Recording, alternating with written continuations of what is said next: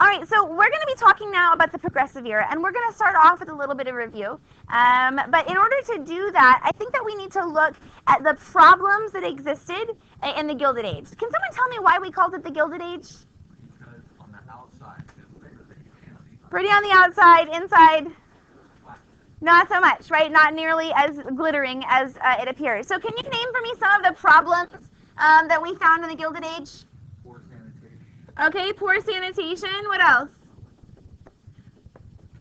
Okay, so dangerous working conditions. What else? Conditions. Okay, so I'm going to call that the wealth gap.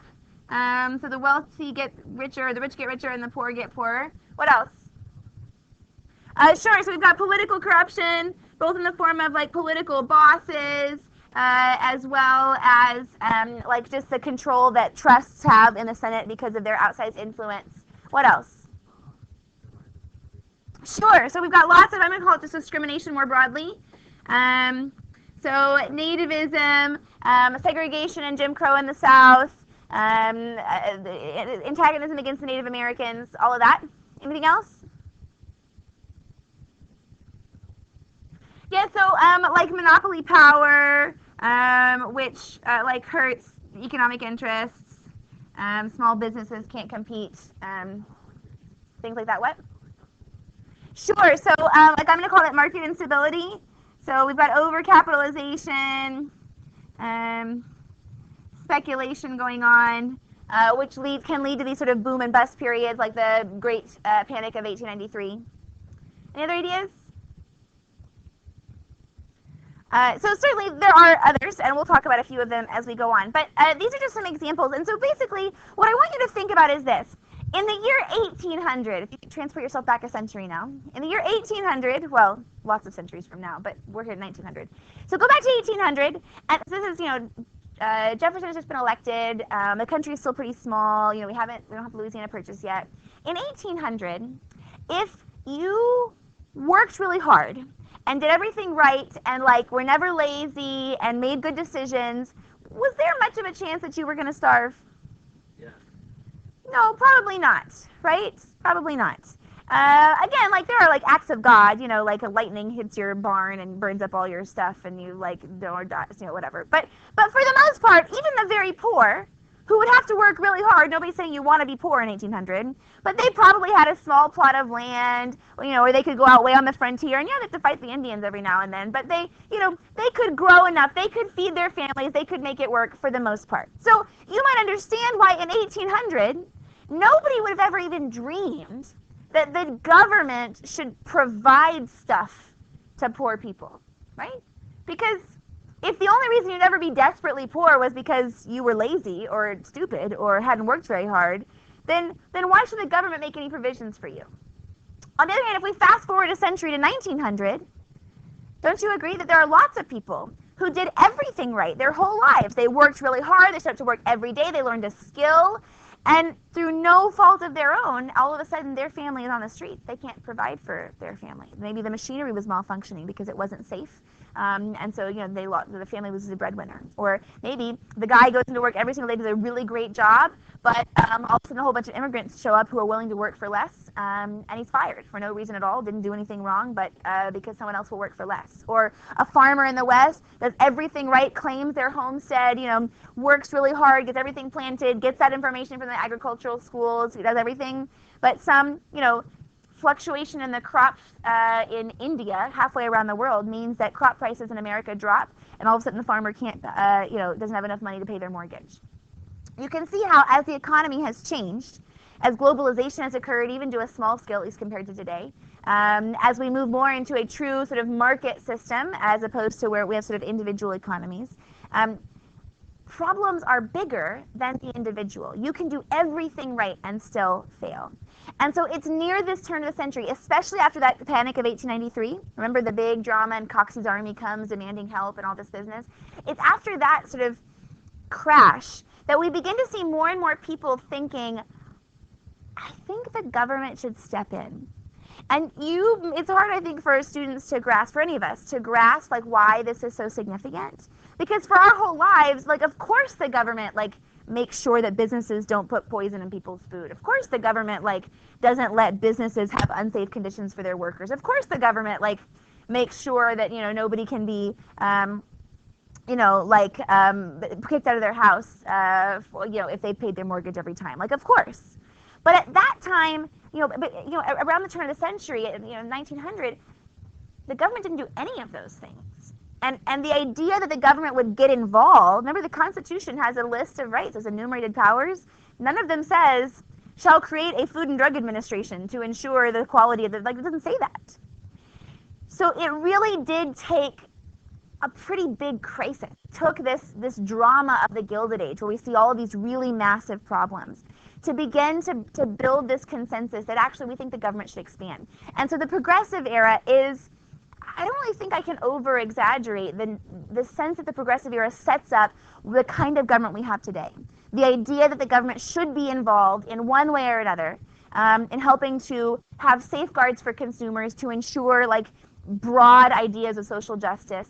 That notion begins here in the progressive era. So this is a pretty important time in terms of moving us to where we are today. So that's kind of what we're going to talk about. But before we get to the true progressives, I want to talk to you about some people I call pre-progressives. So later I'm going to tell you, at the end of class probably is where we're going to end, we'll talk about what makes a real progressive. How do we define the progressives as this is who they are.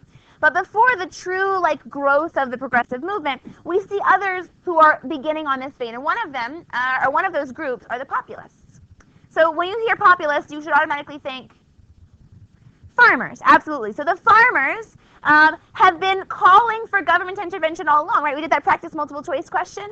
One of the answers was just that. The populists believe the government should play a more active role in the economy. The populists believe the government should help to regulate economic instability. So let's just review. Can we name some of the things the populists were insisting upon? Government ownership of railroads, direct election of senators to help make the senators more responsive to people like the populists, crop warehouses to smooth out crop prices, the bimetallic standard. We want to make sure that we can inflate the money supply. Why do we want to do that? Why do we want to be able to print more money based on both gold and silver? It lowers interest rates, right? Remember, the bigger the money supply, the lower the price of money. That's a fancy way of saying interest rates. So farmers have debt. They want interest rates to go down. That will make it easier for them to pay off those loans. Okay, and then we're missing one more. Income tax, right? So we already had property tax. The Constitution actually forbids a person tax, an income tax. But the populists say that we should amend the Constitution to provide for an income tax because why? Farmers have lots of property but not very much income, whereas business owners have a lot of income and comparatively less property, right? So the populists in 1892, they support a guy named for president called James Weaver. And although the populists have a lot of support in both the West and the South, they failed to elect Weaver, and here's why. It's a very America answer. Racism. America. Exactly. Because in the West, most of the populist movements in the West were integrated. They allowed both black and white farmers to be part of the farmers' alliances, to be part of these organizations. In the South, do we have integrated organizations? No, we do not. And so because of that, many Southerners chose not to support Weaver because they perceived him as being supportive of integration, or being supportive of cooperation between whites and blacks. That wasn't something they could get behind. Yay, America. So they failed. The populists do not elect James Weaver in 1892. So in 1896, the populists try something different. They're going to follow a guy named William Jennings Bryan. I think that's Waylon Jennings, but okay. He's actually a Democrat, so he has the support of the South, right? Remember, this is still post-Reconstruction. The Democrats are never going to vote for Republicans because that was the party of Lincoln, whatever.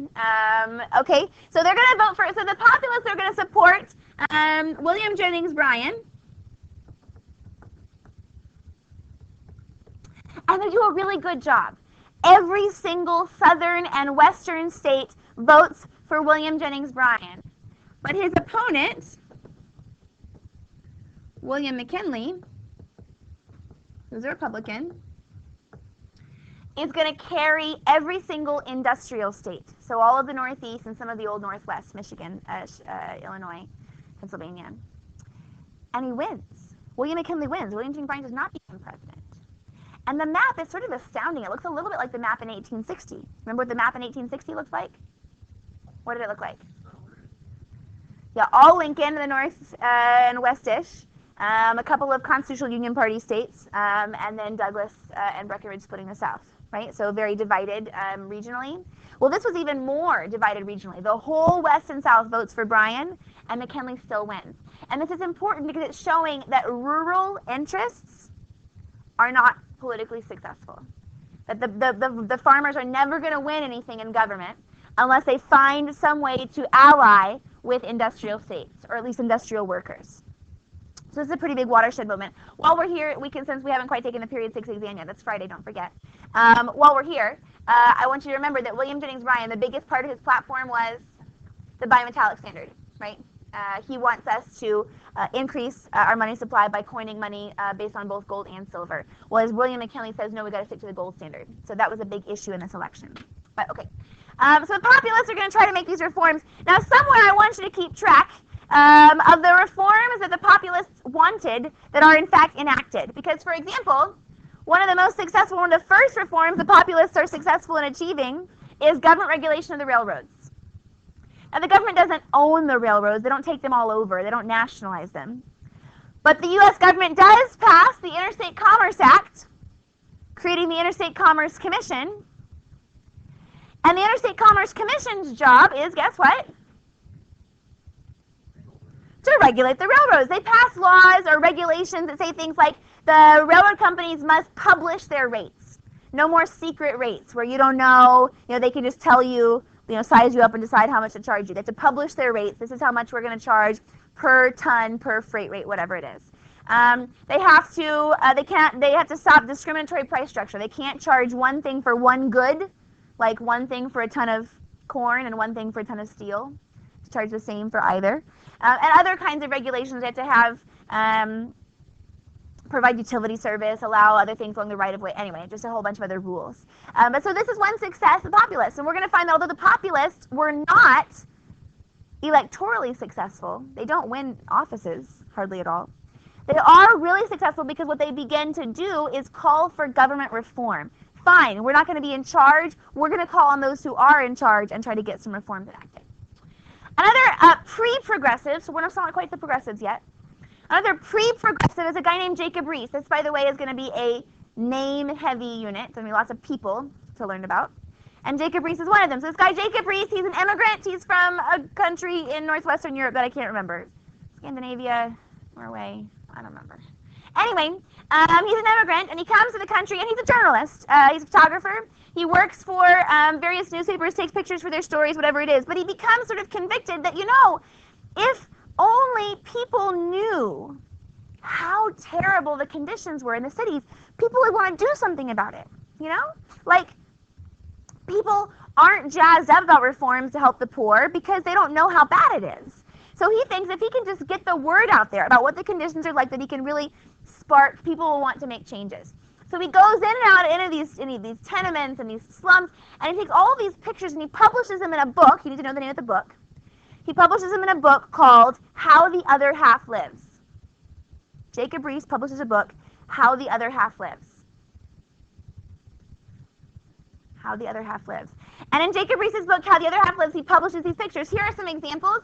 This is a famous one. So he is standing in the doorway of an apartment in a tenement building. And if you can see, we've got 1, 2, 3, 4, 5, 6, and here's another set of legs. 7 people living in that tiny room. This is you're picturing. This picture includes the entire room except for there's a little bit of like this, just to the right of the camera. 7 people living in that room. Here's one of his most famous pictures. This was on the cover of several editions of the book. I couldn't get a large enough resolution photo to show you. Bigger. But if you can see, this is an alleyway. And it's daylight. If you look up, you can tell there's daylight up there, but it's very dark and shadowy in the alleyway. It's narrow. There's lots of laundry hanging above, so you can't really see much. And there are these sort of intimidating-looking men. One of them's holding a stick. A guy back here has his hand on a gun. They're sort of just staring at the camera. And middle-class people look at these pictures, and they are terrified, you know? Like, what kinds of criminals are living in these cities that we, you know, are just like, they're just living in squalor, and they're creating these criminal conditions. There are pictures of run-down tenements. Does anybody want to walk into that building? It's going to fall down if you breathe on it, much less if you, like, live in it. Pictures of children, unsupervised little kids who have nobody taking care of them. Again, middle-class people are going, you know, looking at these pictures going, oh my gosh, we have no idea what's going to happen to these kids. They're going to grow up and be worthless. You know, they're not going to be able to contribute to our society. We've got to do something. And so Jacob Riis is one of the really important steps in the sort of move towards the progressive movement, because he's raising awareness, right? He is spreading information. Look at how bad the conditions are. Jane Addams, who we've already learned about, is another important pre-progressive. So remember, what is Jane Addams doing? She founds a settlement house called Hull House, trying to address the problems with immigrants, right, or the problems facing immigrants living in these ethnic enclaves, these high poverty conditions. She's trying to provide services to them. So Jane Addams is another important pre-progressive.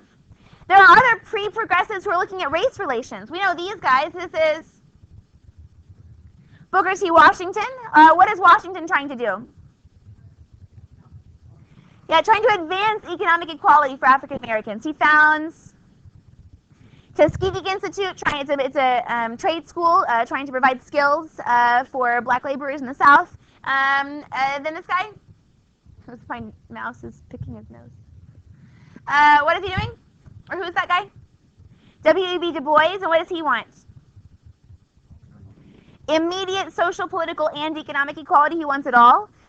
Du Bois helps to found the NAACP, which stood for the National Association for the Advancement of Colored People. It doesn't stand for that anymore. It doesn't stand for anything. Just like FFA used to stand for Future Farmers of America, but doesn't anymore. They're just initials. So the NAACP is created as an organization to advance civil rights, to begin the dialogue, to try to push for equality. This woman, you're going to really want to focus on her name, because there's going to be another lady whose name is very similar. Her name is Ida B. Wells.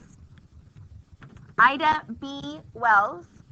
And Ida B. Wells is, she goes throughout the South, she does a lot of research, and she publishes a series of essays about the problem of lynching in the South.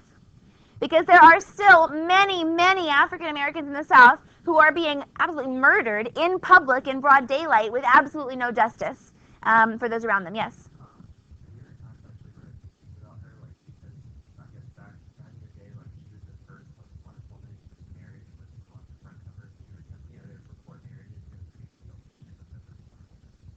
Yes, she was a huge force in the idea of promoting this idea of people have to know the conditions that are being faced. People have to know what's going on. We're trying to argue people to pay attention and reform.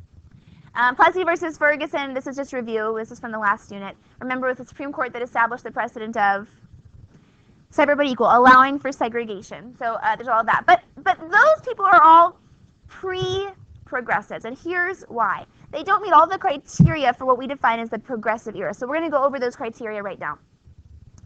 The first criteria for the progressive era is that the progressives are contending with the problems of industrialization, but they don't want to destroy it. So socialists are not progressives, right? Socialists want to get rid of capitalism, get rid of the industrial, like society. No, socialists are not progressive. Progressives say, no, we like industrialization. We like the advancement of the economy, but we want to regulate it. We want to help to solve some of the problems without destroying it completely. So they want to focus on industrial problems or industrial issues. Here's perhaps the most important part of progressives, and here's where you can see the people we've talked about kind of fit in on the front end of this. The progressive movement has sort of this three-step plan, which is investigate, educate, and legislate. Investigate, educate, and legislate. So the investigate part, these are people like Ida B. Wells or Jacob Riis. They are digging in, figuring out what is the problem and revealing it to the people. That's the educate part. Here, everybody, look at what's going on. Look at how terrible these conditions are. The part that was missing in all those pre-progressives is the legislate part. What does it mean to legislate? to pass a law. The progressives, by definition, are seeking government solutions to the problems they identify. So just identifying a problem doesn't make you a progressive. But progressives were those who went out, they found problems, they identified them, they showed them to the country, and they lobbied for government change. They wanted the government to do something about that. As a result, the populists are kind of the closest to those pre-progressives to being classified as progressives, because the populists were seeking government intervention. The others we discussed were not doing that. So that's sort of just to reiterate here. The progressives want the government to get involved, but here's the part: they want the government to hand down a solution, to dictate terms. And so, although, look, I like the progressives a whole lot better than like the social Darwinists, if you're asking me. On the other hand, they're not like exactly saints either. I'll give you an example. One of the reforms of the progressive movement, we'll talk about it later, is trying to eliminate child labor. Right? We don't want, these progressives, they look at these kids, working in the factories, it looks sad to them, they want to get rid of child labor, they want to ban child labor. But what if I have a family of, 10 and a whole bunch of mouths to feed, and I literally can't make enough money to feed my family if my kids don't work? Do I, as a poor person, want that reform? No, I don't. But the progressives weren't about like, hey, what reforms do you people want who are suffering these conditions? It was about, we know what's best, we're going to get the government to institute a solution. As a result, we'll talk about one of the progressive reforms is prohibition. What was the last time we talked about alcohol stuff? What do we call it? Temperance, right? So the progressives take the idea of temperance, right? Here's the problem, it's alcoholism. Let's try to solve it by getting people to drink less alcohol. And they turn it into a government solution. We want to actually just ban drinking alcohol. Okay, so they do tend to be focused on control. This is not a movement of embracing different ideas and like encouraging individualism. The progressives want to create a society based on their own vision. They want to create a society based on their own vision. It tends to be a fairly religious one. Progressives tended to be pretty religious. There's definitely Protestant undertones to lots of what's going on. And finally, the progressives are a nationwide movement. It's not like the populists, which are isolated in the South and West. It's nationwide, but, put an asterisk here, the progressives are fragmented. When we talk about the progressives, it's kind of a misnomer because it's not like there's one movement of people who want all of these reforms. There are progressives who are advocating for prohibition. There are progressives who are advocating for shorter working hours. There are progressives who are advocating for consumer protections. There are progressives who are advocating for political corruption reform. Progressives are a fragmented movement, but they are nationwide. And so that sort of differentiates them from the populists, for example. So all of this together sort of sums up, this is what progressivism is for the society. So let's talk about, we'll just do one more sort of topic here. One of the most famous progressives is a guy named Upton Sinclair. You'll know his name. A guy named Upton Sinclair. And Upton Sinclair writes a book called The Jungle. And it's kind of a sad story. I mean, it's definitely a sad story, but his story is a sad story. So Upton Sinclair wants to tell people about how horrible conditions are for immigrants, right? Immigrants come to this country, they are put into these terrible factories, they have horrible working conditions, they're mistreated, they're abused. That's the story he wants to tell. So he writes this book called The Jungle. You have to know that. Upton Sinclair writes The Jungle. And The Jungle, he writes about this immigrant family who is working, Polish immigrants I think, who are working in a meat packing plant.